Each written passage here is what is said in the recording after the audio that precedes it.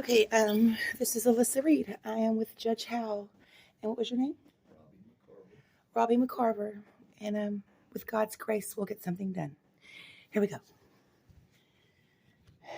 Okay. Alyssa, how do you spell your name? ALYSSAREED.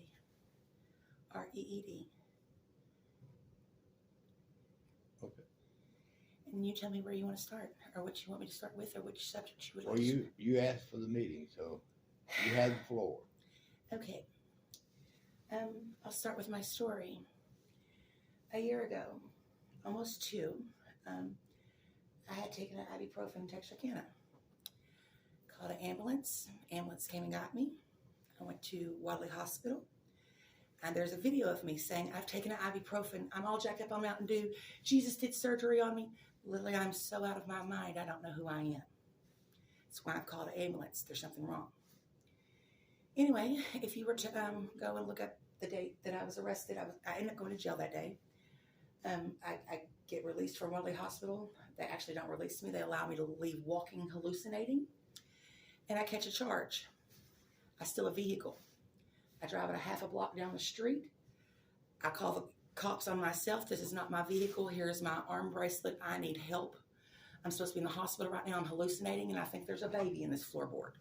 There was no baby in the floorboard. We all know this. If you were to watch my arrest video, you would see the cops. I'm already pulled over. I wasn't trying to steal a vehicle. I've literally got the cops saying, there's a baby in this floorboard. I need you to get a baby out. I'm clearly hallucinating. Was never discharged from Wadley. Well, instead of bi-state, or instead of TTPD taking me back to bi-state or to the hospital when I caught this charge, it come to find out the truck that I had stolen for a half a block ended up being a cop's off-duty personal vehicle. I had no idea. It's an old white truck. The keys were running in it. The keys were in the ignition. The door was wide open. I drove it a half a block from U-Haul to Texas Boulevard before I realized this is not my car and was hallucinating babies.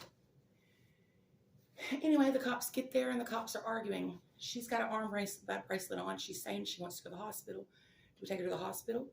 The guy's like, this is my car. She just stole my truck. So that ended up taking me to bi-state. Well, I was still hallucinating out of my mind. I was told by a doctor that I was supposed to be put in a med-op tank. Now, per my magistration, it says that the sheriff is to house me safely. I was put in a med-op tank for a couple of hours, but they needed it. So they moved me to another jail, or to another holding cell, where I was able to open my door because it was broke. I didn't know, hallucinating, and walk into a lady who was there for murder. She did get like 30 years, but not for murder. She knew about it. Her name was Bosnia Taylor. But she was able to beat me until my face was broken. Now, instead of taking me to the hospital, in my mugshot, I've got a black eye. Instead of taking me to the hospital, because I was begging to go back to the hospital, they end up taking Bosnia Taylor to the hospital because after she broke my face, I was told I kicked her and broke a couple of her ribs. So the murder suspect goes to Wadley Hospital, and I get put in R-pod, which is the crazy pod. And I get prescribed 8 Haldol a day. That is for paranoid schizophrenia. I've got a concussion. I've taken some medicine that I'm hallucinating on, and I've got a concussion. Now they've given me 8 Haldol a day. Well, TTPD, 5 days after my arrest, release a newspaper article that says, do not take any pills in Texarkana. The pills that are here are not what they say they are. Now, I'm in jail saying I took a pill. It's not what it says it is. And the police are literally 5 days after I've said this. This wasn't released before I went to jail. 5 days after I've made this accusation in jail, TTPD releases a statement saying, yeah, the pills in Texarkana are not what they say they are. 19 people are arrested because they've been giving pills out that are not what they were supposed to be. Anyway, so I'm in jail. I've got a black eye, and they've put me in R-pod and say that I'm crazy because I don't even know my own name. True story. I can remember everything. When I go to court the next morning to get my rights read to me, I have 3 lieutenants, Reardon, Manning, no, that's a lie, Reardon, Harrison, and McGee take me to court with a handheld camera in my face because I have abnormal behavior. Got a concussion. when they ask me my name. Now I'm getting my rights read to me. Do you know you understand your rights? My name is Dewana Walker. I'm a 56-year-old black lady. Lily thought I was a 56-year-old black lady and tell the judge, tell the people on camera, everyone, my name is Joanna Walker, Djuanaa. I'm not Joanna Walker. I'm not a 56-year-old black lady. I was dying for medical attention and help. Anyway, I was thrown into RPOD for 2 weeks. I was given a Howell like I was crazy. I was not allowed to shower while I was in QPOD for almost 2 weeks. The showers did not work. I was, after 30 days of being there, Lieutenant McGee is an officer who dressed me out. Whenever he went to dress me out, I was taking off my clothes. There was a female officer there. Now, she could have been there and watched me dress out my clothes. I can give you actual dates of these things. Instead, he stands there and he goes like this to me while I'm getting dressed and sings to me. So after 30 days of being in jail, I decided I wanted to press sexual assault charges on McGee. He doesn't have to touch you, but he used his power against me to get a show while I was out of my mind to get dressed. So the day that I pressed charges on Lieutenant McGee, Bi-State decided they wanted to press charges on me for assaulting a police officer. I said, excuse me, when did I do that? I've been in jail for 30 days for stealing a vehicle that I didn't mean to steal. When did I assault a cop? They said, well, that day, the first day you got here, whenever we broke up that fight between you and the murder suspect, you bit a couple people and you hit a couple people. If you want to press charges on Lieutenant McGee, his subordinate, Lieutenant Carey, is going to press charges on you for assaulting her whenever she broke up that fight and you were supposed to have been in a med-op tank. So now I've got another charge. Not only did I steal a vehicle, now I've got assault and battery on a cop or on a public servant. And those charges didn't get pressed till I pressed a PREA against Lieutenant McGee. My PREA, my Prison Rape Elimination Act, is still open against him. The sheriff's office never closed it. Was never found not guilty anything. While inside of Bi-State, I could have went home after 3 months. I sat there for 1 year. I could have taken probation and went home after 3 months. But I knew that I was not guilty, and I stayed there for 365 days saying, I'm not going home. I looked at that clock and looked at that telephone every day and said, I was begging for help. I am not going to say that I'm guilty and put 20 years of probation on me or 10 years of probation on me. I'm not taking any of those things whenever I was begging for help. Anyway, as I sit right now, I am facing a charge for stealing a vehicle. Even though Wadley, per Texas Penal Code 22.04, was my legal custodian that never released me. And then I have got charges pressed on me because I was housed improperly with a murder suspect who was allowed to break my face. To this day, I still have a permanent black eye. Was never hospitalized. Was never had any medical treatment. Was given Howell as crazy. And on top of the Howell, they gave me medicine for Parkinson's disease because Howell makes you shake. I watched a lady by the name of Denise Justice. Funny, that's her name.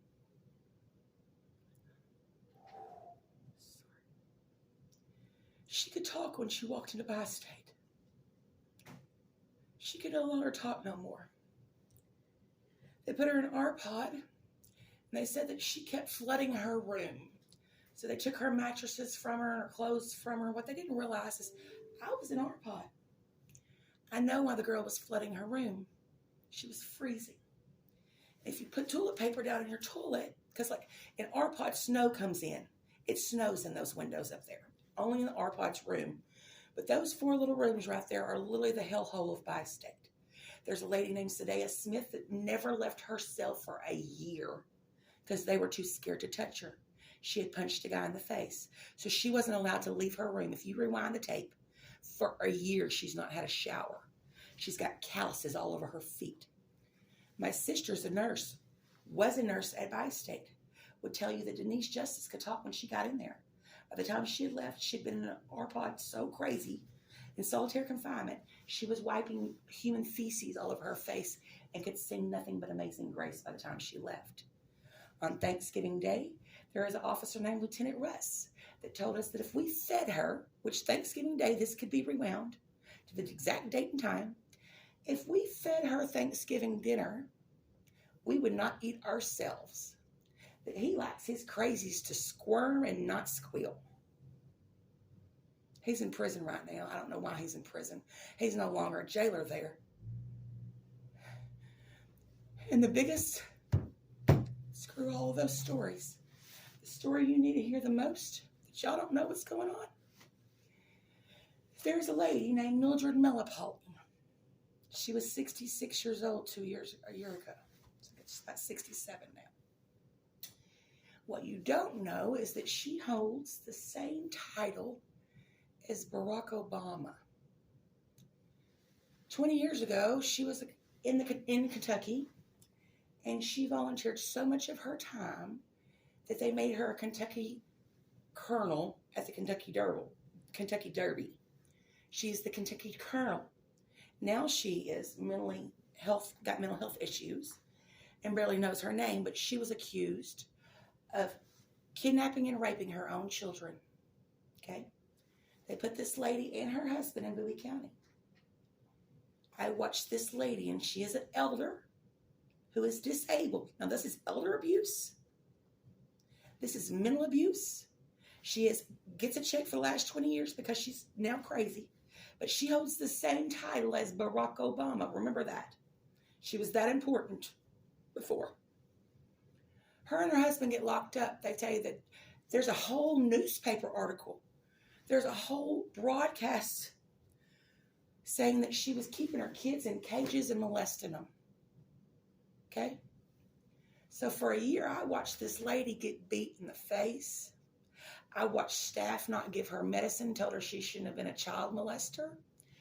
I watched her, I'm talking about this lady named Sherelle, beat her in the face.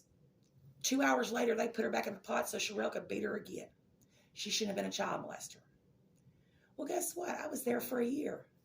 I read every bit of Miss Mildred Mellipole's paperwork. And she was right. Bowie County was just trying to take her house. Come to find out, all of those charges, she had $1 million bond.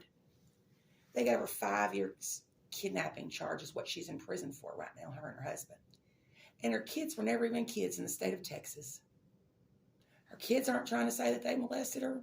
Her kids ain't trying to say that they did anything. They're 23 and 25 years old. But she just pled guilty to a kidnapping charge because she was scared she was going to die in bi-state. She pled guilty to 5 years in kidnapping in the state of Texas. That's not heard of. If you kidnap somebody, you get like 100 years. Her and her husband got 5. They pled out. They were offered life. Bowie County is just wanting to throw something at you. Take it. Here, we'll just give it to you. Say you're guilty. This lady is literally in jail on a kidnapping charge, and she never had children in the state of Texas. They're 23 and 25 years old. She holds the same title of Barack Obama, and I watched her get beat in the face by inmates. I watched nurses not give her medicine. I watched her beg to go to the hospital and not be seen. And I know what it feels like. I've been there and done it. And the answer is not that bi-state's a problem. I know y'all probably thought I was going to sit here and say that today. The answer is y'all got 18-year-old guards that literally haven't even went through guard training, guarding inmates. They are understaffed and they are not trained properly. How can you put an 18-year-old in here to deal with murderers with mental health and expect them to do right? They don't know what they're doing. They're 18 years old. They've been trained. Half of them haven't been trained for a week. The jail is supposed to, I don't know the exact number, so don't quote me on this one. But the jail is supposed to have an officer for every 50 inmates or so. Right now, they have not had an officer for each 150 inmates. I was on the phone this morning with a man named Joe Campese. I've been out of bi-state for almost a year. They stopped having church when I was there. They call me the Bible lady. I literally know the Bible backwards and forwards. Ask me anything in there. I taught the Bible for a year at bi-state. I was rightfully there, wrongfully incarcerated, but I needed to be there because bi-state had stopped giving church to the inmates. Guess what? Corona season's over with. Ask me how long it's been since they had church. This is Texas. This is the Bible Belt. That is Bowie County Justice System. And inmates ain't had church in over a year. Folks talking about they need help, they need to get off drugs. How can they get off drugs and they can't even find God in a church? I know that you don't know all of this or you're being fixed. I've heard that you are a very holy man, and that's why I wanted this interview today. Church helped me when I was in bi-state. Mr. Joe Campese helped save my life. I may have been wrongfully incarcerated, but I was rightfully there because I got to find God in ways that I didn't even know that God existed, and I was the Bible lady. God is using me as a tool to make a difference. And I wish that he would make a difference. Y'all have got to do something. There is literally everybody, whenever you come in, you have a computer, and the guy that's giving you your mental health medicine is in India. How is he helping those people? And when we were talking about housing a minute ago, right now I'm 7 months pregnant, okay? I'm not a prostitute. I'm not an intravenous drug user.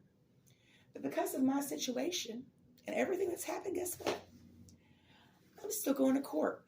Now, they keep dropping it every time I go, and I keep saying, I'm not taking anything. Well, we'll just give you, I don't care if you give me 1 day of probation. That means I have to sign my name saying something I was guilty when I was begging for help. I will not do it. So I've been going through the courts for almost 2 years. But guess what? I'm on a PR bond. My Judge Miller, this is how much he loved me. When I went to court after being there for a year, I looked him dead in his face and I said, Judge Miller, I am not guilty and I want to go home. I've been here 365 days and I've taught your whole entire bi-state the Bible because y'all ain't had church. I've done my due diligence to God and to you. And in Jesus' name, I'm not guilty and I want to go home. You know what the Judge Miller said? Get this lady home.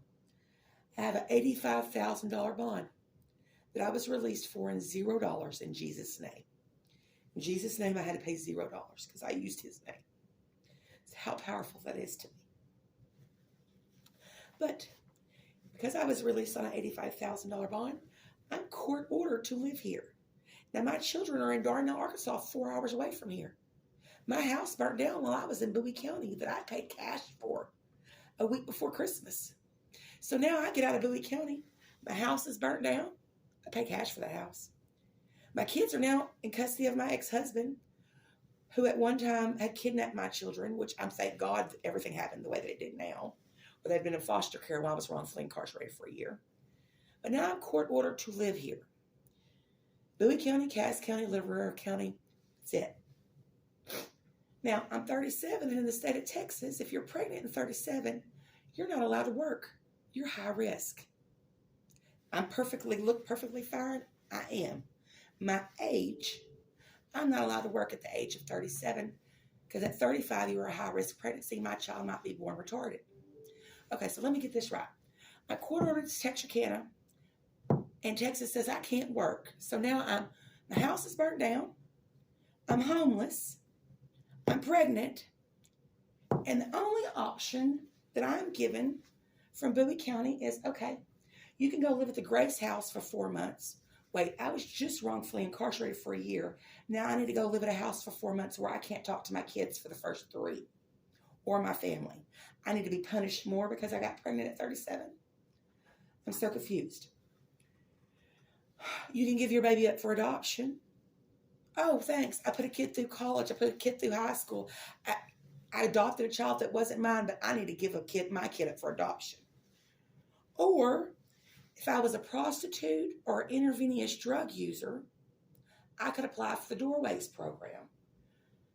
We were going to lie and say that I was a prostitute, but that program just closed in Arkansas.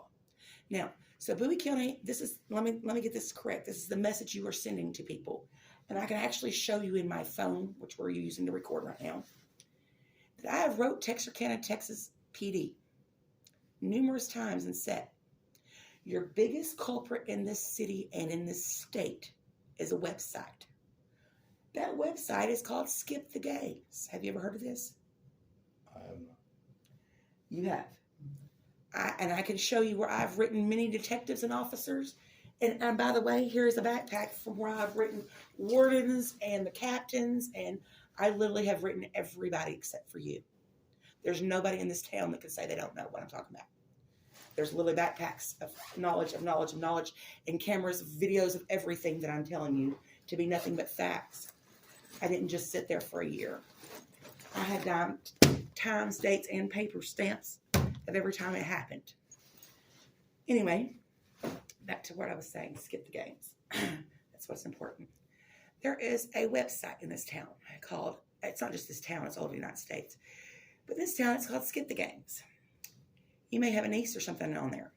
You can literally go on there and there's going to be boobs and vagina, and she's going to tell you if she takes it in the butt or if she takes 3 ways, and where she can meet you at and how much she charges. That is the biggest prostitute in the whole wide world. It's pimp. It's this website. Texarkana, what it's doing is teaching me, if I've been 18 years old, if you're a prostitute, we'll pay your rent for a year. Doorways Project, if you're a prostitute, they'll pay your rent for a year. Now, if you're on intravenous drugs, we'll pay your rent for a year. Okay, so if I'm a drug user, if I'm a prostitute, Bowie County has me. Now, what if I'm a clean-cut 37-year-old white lady who doesn't have any of those problems? Oh, well, you just messed up. You need to go to live at the Grace House. Wait, what? The only options I have is to go live at a Grace House, give my baby up for adoption, be a prostitute, or an intravenous drug user. Why can't I just be a normal, everyday citizen and get some help? Why do I have to give my baby up for adoption? As we speak right now, the Doorways Project in Texas decided to go ahead and accept me. Had me move into a house last month. Me and a guy named Sean West. Sean West is not pregnant. He's a 50-year-old black dude. But I'm his voice also. What people don't know about me is I have black children. I've got a son. He's 29 years old. He's all black. I care about those people too. Sean, just a minute. Huh? You said you're 37, and you have a 29-year-old son. Adopted black son. Okay. Yeah, I told you a minute ago I had a kid that was adopted. He's adopted, yes. Biologically, I have a 19-year-old and a 7-year-old, both by the same ex-husband. They're 19 and 7. I was married to the same guy. Both my babies are 12 years apart. Same man. But the 29-year-old is actually my husband's nephew. Anyway, there's this website. TTPD knows about it. Everyone knows about it. It's literally pushing our people into either prostitution or drugs, or you can't have help in this town. The only answer is either be a prostitute or be on drugs. We'll help you with everything you need, or you have to give your baby up for adoption. Why is that the only options in this town? As of tomorrow, I will be evicted. After the Doorways program, which is a federal funded place, told me to move into this house, turn the lights on, the water on, the gas on. I did all of that. They came back and said, oh, I'm sorry. We messed up. We ran out of funds. We should have told you. Now I will be evicted tomorrow. Okay? 7 months pregnant. Law says I can't work. Law says I have to live here. So the only thing left for me to do in this county is prostitution. What is my other options? I'm not going to be a prostitute. I'm just saying that there's got to be something. We got to fix the program. There's something broken here. If someone needs help, they don't need to wait 21 months to try to get a house. They'll give me a house in 21 months. I'm already going to have a baby. Where am I going to go? Where am I going to go with my baby? My whole family's in Darnell, Arkansas. My kids are, where do I go? Who do I see for help? I'm court ordered to be here, and I'm literally court ordered to be here over the craziest charges. TTPD even released statements themselves saying that the pills were not what they were saying they were supposed to be. Per the sheriff's magistration, I was supposed to have been housed properly and safely. Everyone broke the rules. I was begging for help. I'm still begging for help. I'm literally sitting in the county judge's office. I've been to Washington, D.C. I've been to Pensacola, Florida.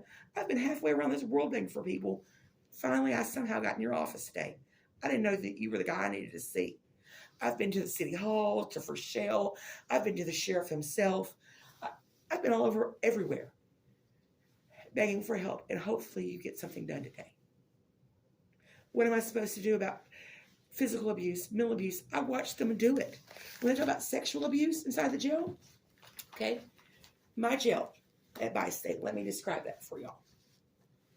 Whenever I walked out of my pod, there is Lieutenant Wilson's office.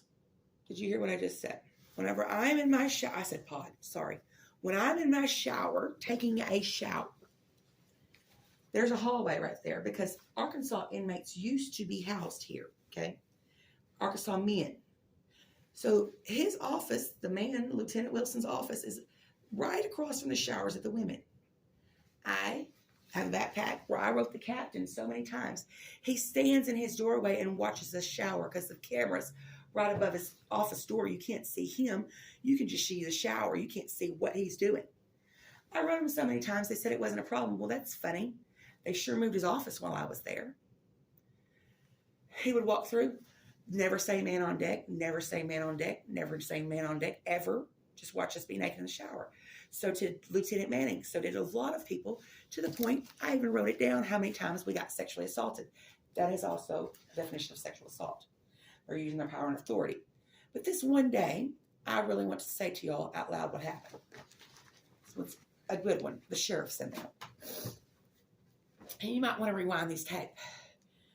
June 29th, 11:45 a.m.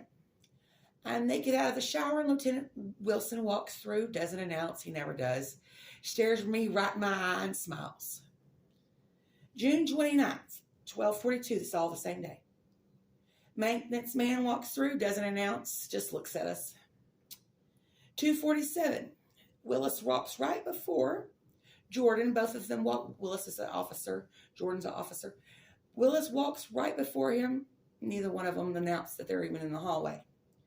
3:10, Lieutenant Wilson, nothing, was there with teaching two female COs. He's training two female COs and is not telling them that men have to announce whenever they come on deck. 4:50, Jordan and Wilson, both standing there. Jordan never looks at us. He just walks through and doesn't announce. He stares at us.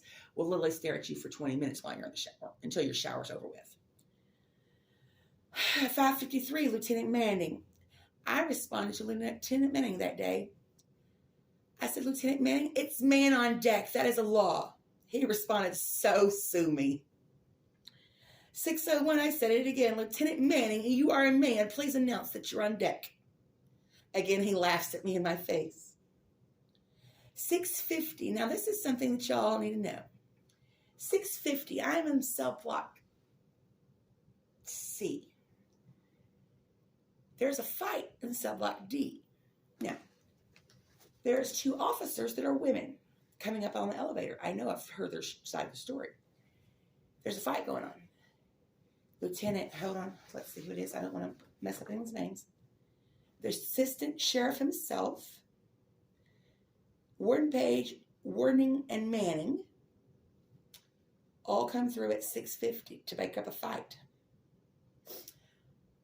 Tells the two officers, the women officers, to stay in the elevator downstairs. This is their cat fight. There's naked women in the shower when they walk through and they don't announce. And that's the assistant sheriff and the sheriff himself at 6:50, along with Warden Page, the assistant warden, and Manning. It took 4 men to break up a cat fight when 2 women were allowed to do it and could do it and were told to stay in the elevators because this was their fight. There'll be a time and date of all of that. Called the sheriff's office around noon for more. Asked to press charges on McGee. Oh, and your phones inside of the jail. Your PREA number, PREA hotline number, which is a federal government line, the entire year. Okay, thank you. Sorry. I have another meeting pretty soon. I'm fixing it. I'm wrapping it up. The entire year that I was there, we could not call PREA. The number's blocked from inside the jail. You cannot call any 1-800 numbers or any free numbers from inside of the jail. So it automatically blocks it. They had it unblocked for 1 day. I was able to call PREA, and it came back blocked the very next day. You can't even call and I actually had Flowers Acres Church call PREA for me, and they called 37 times the PREA number because I couldn't call from inside of the jail, and nothing was done. And I still have a prison elimination act against Officer McGee. It's still open. Nobody ever closed it. My case is still open, and I will be homeless tomorrow. And that's it. You made a lot of serious allegations. Are you wanting to press charges against? I don't want anyone to get in trouble. I want something to be done. What are you wanting done? I want my charges dropped so that I can go home and I don't have to be homeless anymore, because I don't deserve that. But I want people to have proper mental health and proper physical. I don't want anyone to be abused. Well, we all agree on that. And I don't think that want y'all know what's anybody- going on. We don't want anyone abused, and we would like to think that everybody follows the law and our internal rules. They're not trained properly. I'm not trying to say that your staff is, that by-state's the problem. That they don't know what they're doing. I literally would watch a guard come in that day and be like, Reed, what do I do? Like, I was training the guards. Literally, that's what I did as an inmate. Would tell them how to do their job because they didn't have anyone train them. I am not sitting here and saying you are the culprit. I'm saying officers need to be paid more. They need to have more training so that they can deal with mental health and physical health and mental abuse. They're not paid enough. They're not trained enough. It's not y'all's fault. It is the justice system has failed us all. How do we fix it? I'm not looking for $1 out of this. I'm not looking for you to say, oh my God, you took a year of your life. Here's $1 million. Now shut up. If you said that to me, I'll tell you, fix your county. Let's fix this and keep the $1 million. You go put that into some homeless people. They need your help. I want to make a difference. I don't need your money. I'm a homeless lady that's pregnant right now. But I still don't care. That is not my money. That is Caesar's money. That does not belong to God. I work for God. And right now, I just want to make a difference. I could care. Do you want to know something? You want to know something beautiful? If people just listened to each other, we wouldn't have this crazy world anymore. Just hear me out for 1 second. Here's the answer to the world crisis. If me and you and this gentleman and everybody in the entire world, no matter what age, religion, color, or creed, if we all put our money together in one bank account, the bank of love, we would all be gazillionaires. And guess what that does? Takes the root of all evil out of this world. If we were all gazillionaires, there would be no more evil left in this world because there would be no more money problems. There's a story that goes like this, and I'll leave. I know you have somewhere you need to go. But it's one of my favorite stories in the whole world. If you take red ants and black ants and you put them in a jar, what happens? Do you know? I do not. Do you? Nothing. Now, if you shake the jar, guess what happens? The red kill the black, and the black kill the red. Why? Because the only difference that they saw was color, not realizing the true culprit was the man shaking the jar, aka religion, aka governments. God is in all of us. I don't care if you're a Christian, if you're a Buddhist, if you're Jewish. If I killed somebody tomorrow, I'm still my mama's child. Okay? Religion and governments is what separates us. Once we stop killing each other and start going after the man shaking the jar, we have world peace. If we stop listening to everyone, you have a voice a lot louder than mine. And you could give this message a lot clearer than I could. But if everybody in this world, no matter what age, color, or creed, looked past each other's differences, we all put our money in one bank account, we would all be gazillionaires and do whatever we wanted to in life because the root of all evil would be gone. The answer to this world is love. It's not who's responsible for who did. Everyone was responsible for what happened to me, and no one at the same time.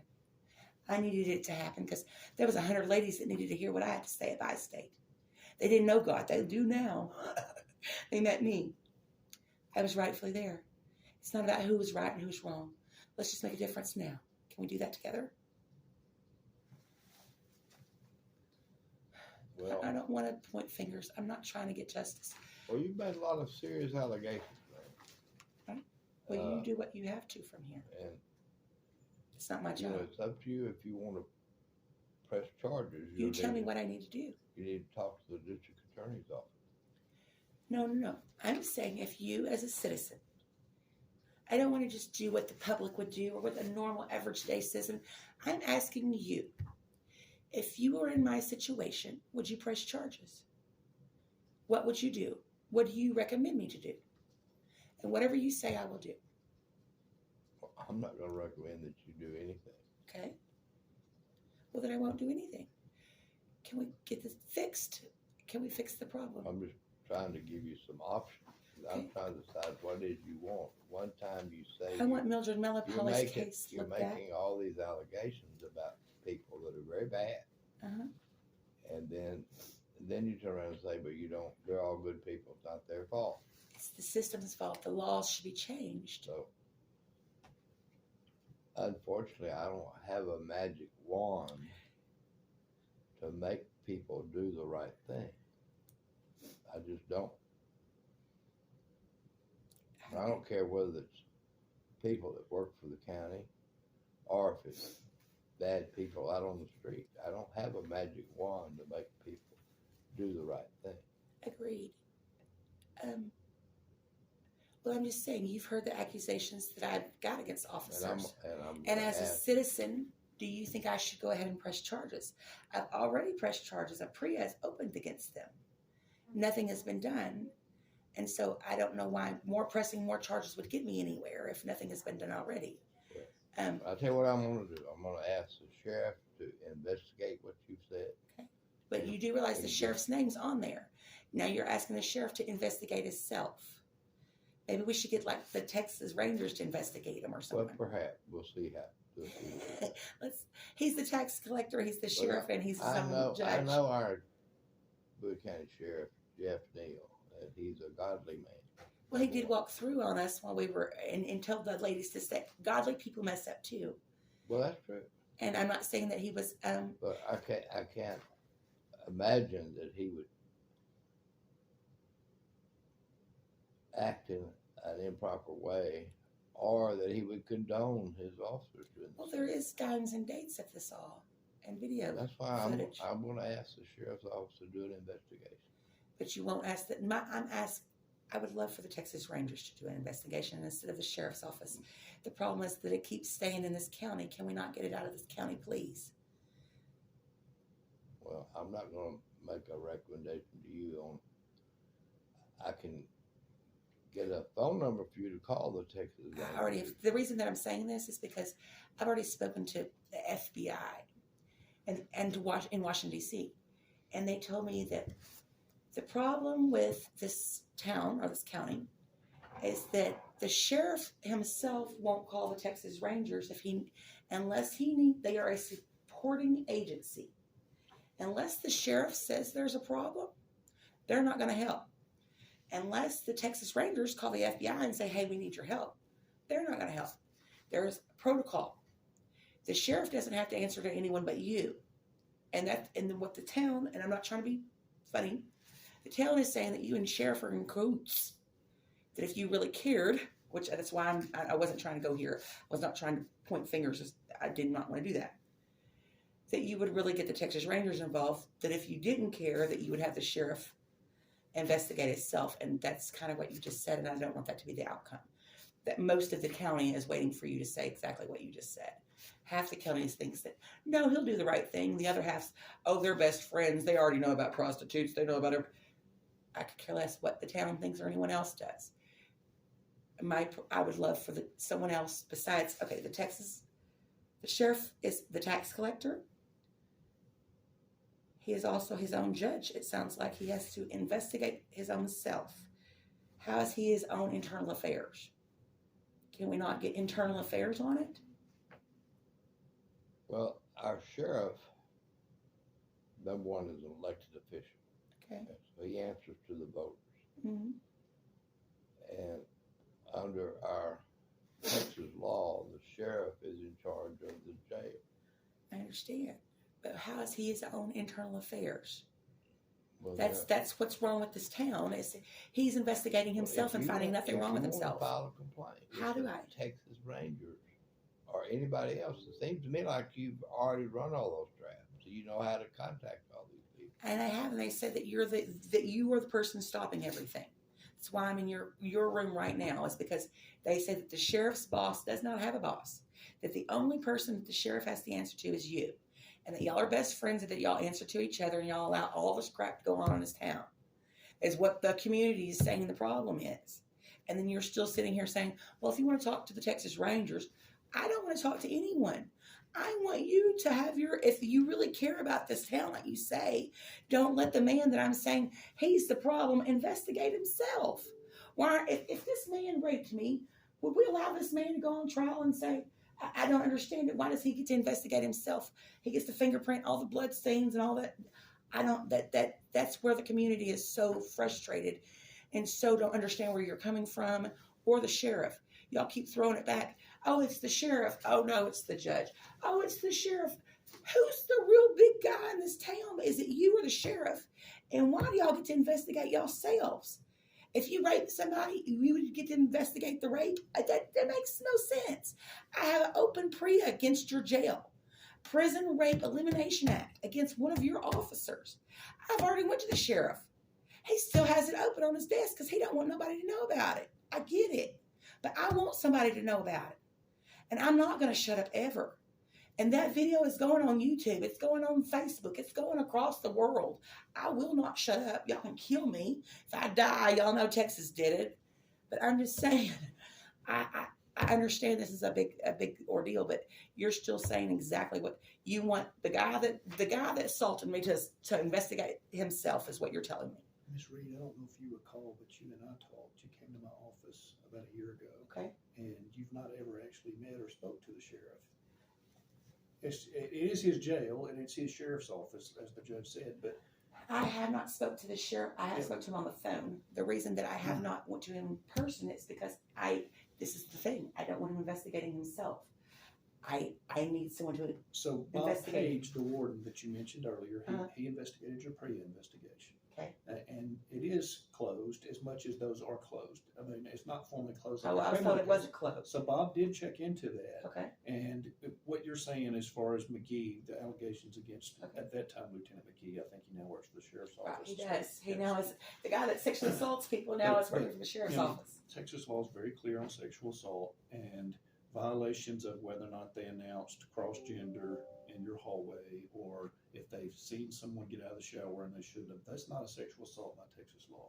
Now, it is a jail violation, so hear me out. I don't want you to say it's right. Okay. It's not right, but it's not a criminal violation of sexual assault, which is the allegation. It's a PREA violation. It can be. So that's what Bob was investigating, is what you alleged against McGee.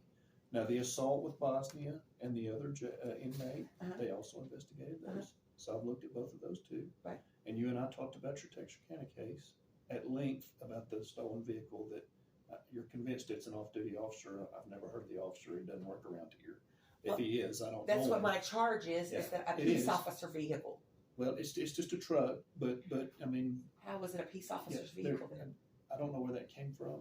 It's what literally my charge is. Yeah, it's unauthorized use of a vehicle that you got charged with, and that charge is from the U-Haul incident.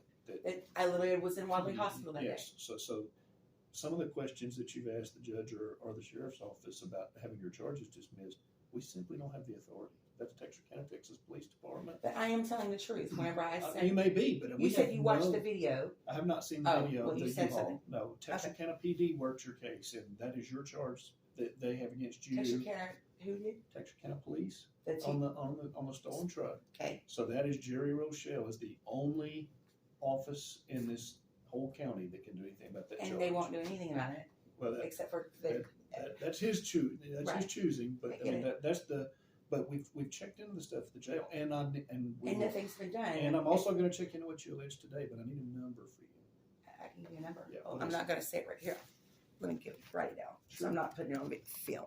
You can write it on this piece of paper here, whichever's better. I understand. If you're the guy I spoke to, I didn't know your name. I know horrible names. I understand, but you flat told me then like you're telling me now, there's nothing going to be done.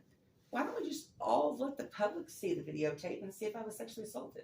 Let's let the public see the videotape and see. Let's just give me the If you videotapes. give me a number, let me look at it, and we'll talk again and see what we can do from here. I do have one thing I want to say. Please. I gave you permission to tape this meeting. I have not given you the permission to publicize it Okay. on Facebook or any other social media or newspaper or anything. But you don't have my permission to use my image for any purpose other than for your own personal use of this, to record this meeting. Is that even legal? If I asked you if I could record this, and now you're telling me that I can't? I didn't say you couldn't record it. I can't use it, said I though. don't want it published.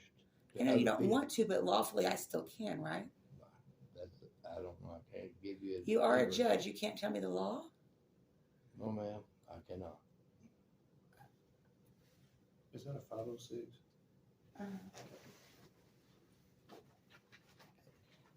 Okay. I understand personally that you don't want that broadcasted. Just know personally, I have a First Amendment right. And I also have freedom to publish and press anything I want to in America. And I'm sorry if you don't like that.